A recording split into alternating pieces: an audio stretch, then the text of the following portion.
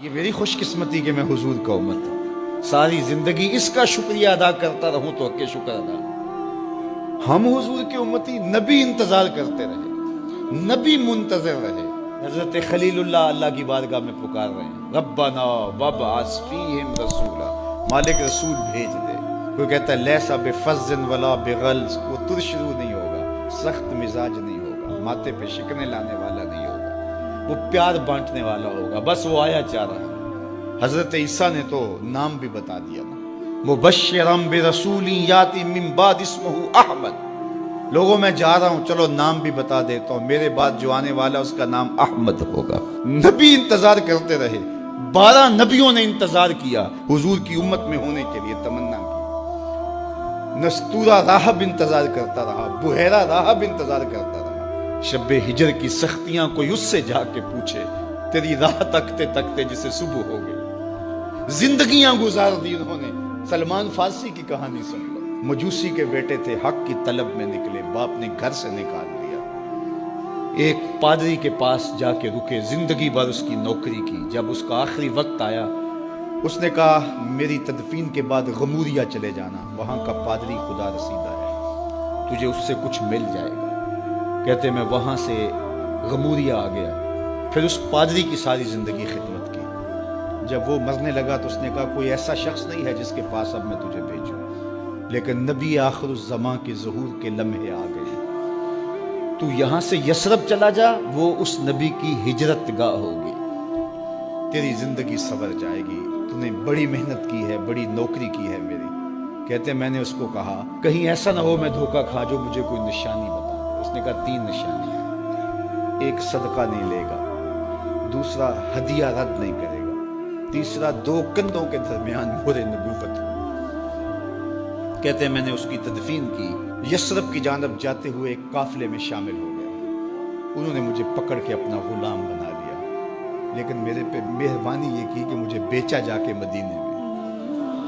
ایک یہودی نے مجھے خرید لیا، میں اس کے باغ میں گوڈی کرتا تھا، کام کرتا تھا، کھجوریں توڑتا تھا، لیکن میں انتظار میں تھا کہ کبھی وہ نبی آخر الزماں آئے تو مجھے دید ہو، کبھی عرش پر، کبھی فرش پر، کبھی ان کے در، کبھی در بدر۔ غم عاشقی تیرا شکریہ، میں کہاں کہاں سے گزر گیا۔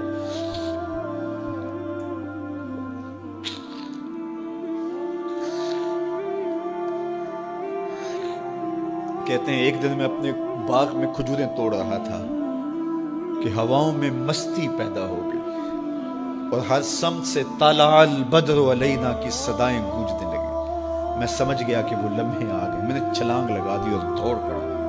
میرے آقا نے سمجھا شاید غلام بھاگ گیا، اس نے دوڑ کے مجھے پکڑ لیا۔ میں نے اس کو کہا کہ میں نوکر تیرا ہی ہوں، لیکن دل نوکر کسی اور کا ہے، میں بھاگوں گا نہیں، مجھے جانے دے۔ میں کچھ کھجوریں لے گیا تھا صدقے کی نیت سے، جا کے حضور کو پیش کی۔ آقا کریم نے فرمایا ہم نبی صدقہ نہیں لیتے۔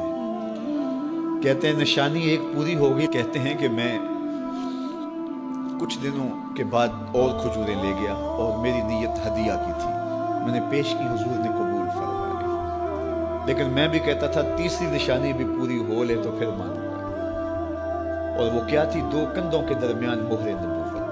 کہتے ہیں ایک دن حضور میرے باغ میں آئے، اور آقا کریم نے اپنے مبارک کندھے پہ چادر رکھی ہوئی تھی، اور چادر کی اوٹ میں مہر نبوت چھپی ہوئی تھی، اور میں پیچھے ہو کے دیکھتا تھا، اور میری آرزو یہ تھی کہ کوئی تیز جھونکا ہوا کا آئے اور چادر ہٹ جائے اور میں مہر نبوت کی زیارت کر لوں۔ حضور میرے ارادہ قلب سے آگاہ ہوئے، فَأَلْقَى إِلَيَّ رِدَاءَهُ، حضور نے چادر اتار کے میری جانب پھینکی، اور پھر ایسے رخ کر کے فرمایا انظر الی ما امرت بہ، اس پادری نے جو بتایا تھا دیکھ لے آ کے۔ تو کہا میں نے دیکھا کہ حضور کے 2 کندھوں کے درمیان۔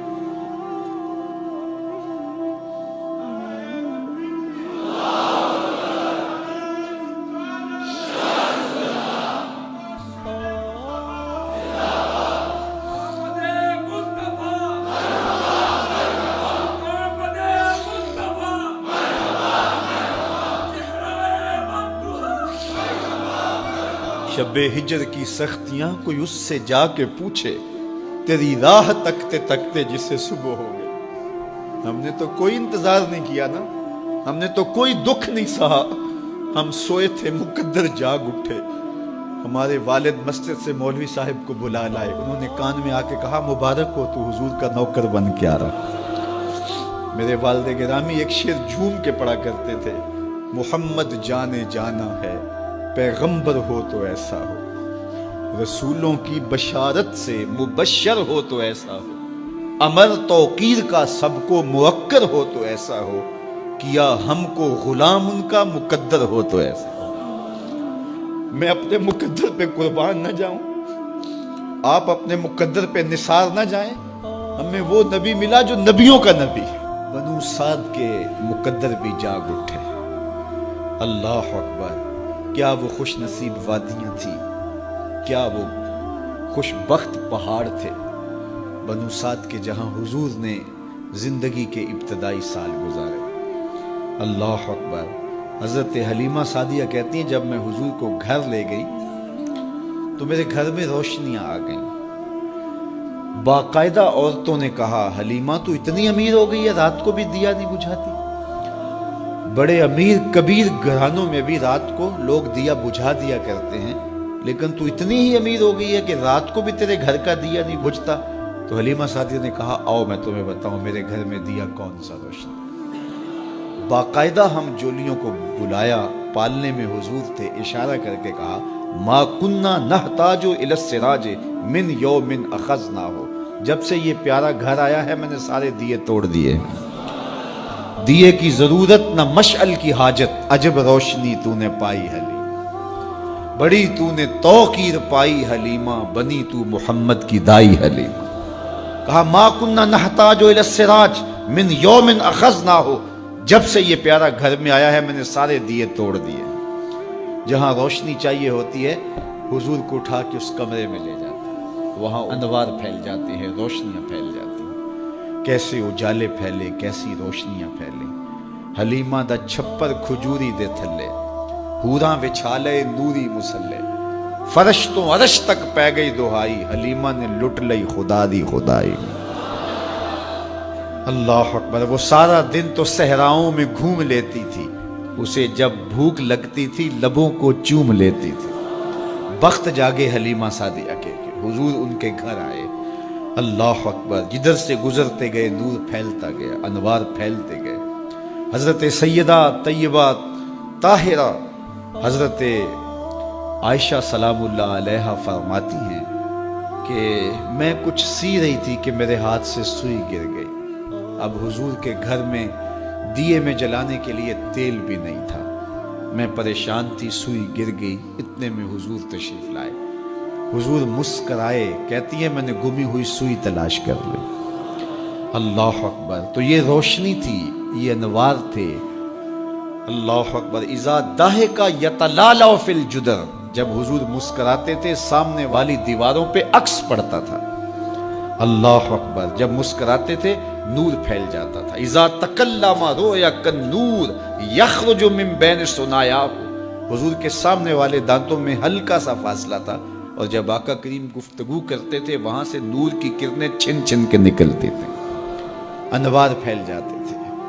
ایسا نوری ماحول، ایسا نورانی چہرہ۔ حضرت ابو ہریرہ بولے کل قمر لیلۃ البدر لم ارى قبلہ ولا بعدہ مثلہ، کیا پوچھتے ہو، 14ویں رات کا چمکتا ہوا چاند تھے میرے حضور۔ پھر کہا نہیں نہیں نہیں، حضور جیسا نہ پہلے دیکھا نہ بعد میں دیکھا۔ حضرت حسان بن ثابت پاس کھڑے تھے، کہا دیکھتے کیسے، کسی ماں نے جنم دیا ہوتا تو دیکھتے۔ خدا نے وہ سچائی پن چھڑیا جدے وچ محمد نو ٹالیا سی، حسینہ جمیلہ دا منہ موڑ دیتا، محمد بنا کے قلم توڑ دیتا۔ مثل او در عالم امکان متصور نیست، حضرت شیخ مجدد کہتے ہیں حضور کی مثل بزم عالم میں ممکن ہی نہیں ہے، ہو ہی نہیں سکتا۔ اور اقبال کا لہجہ بھی دیکھیے، رخ مصطفیٰ ہے وہ آئینہ کہ اب اس سا دوسرا آئینہ نہ کسی کی بزم خیال میں نہ دکان آئینہ ساز میں۔ تو وہ پیکر تراشا، وہ پیکر تراشا، مکھ چند بدرشا شانی ہے، متھے چمک دی لاٹ نورانی ہے، کالی زلف تیک مستانی ہے، مخمور رکھی ہن مد بھری، کیسا جمال دیا، کیسا حسن دیا۔ اچھا بریلی کے امام سے بھی پوچھ لیجئے، اللہ اکبر۔ بل بل نے گل ان کو کہا، کمری نے سروے جاں فضا، بلبل کی منتہائے پرواز تو یہی ہے نا، کسی کو پھول کہتے. بلبل نے گل ان کو کہا، کمری نے سروے جاں فضا، حیرت نے جھنجھلا کر کہا یہ بھی نہیں وہ بھی نہیں. خورشید تھا کس زور پر، کیا بھر کے چمکا تھا قمر، بے پردہ جب وہ رخ ہوا یہ بھی نہیں وہ بھی نہیں. وہ حسن دیا وہ جمال دیا اللہ نے اپنا.